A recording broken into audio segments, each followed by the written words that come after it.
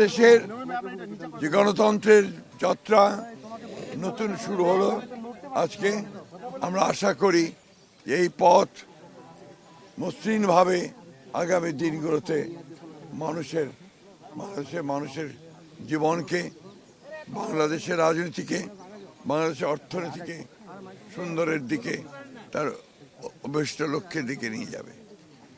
আমরা আজকে অত্যন্ত আনন্দিত যে আজকে এই দিনটি অনেক বাধা বিপত্তি পেরিয়ে, অনেক রক্তপাতের মধ্য দিয়ে, অনেক আত্মত্যাগের মধ্য দিয়ে আজকের এই দিনটি শুভ সূচনা হয়েছে।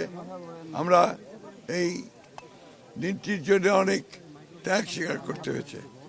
বাংলাদেশ জাতীয়তাবাদী দল বিএনপির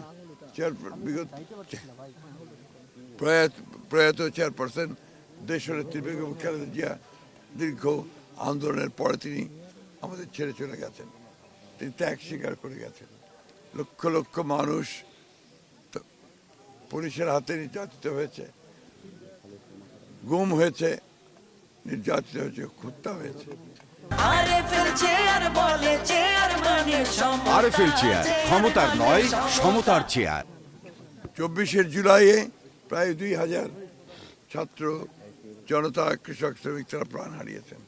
এত আত্মত্যাগের পরে আজকে এই নির্বাচন, আশা করছি যে এই নির্বাচন সুষ্ঠু, অবাধ এবং নিরপেক্ষ হবে এবং শান্তিপূর্ণভাবে হবে।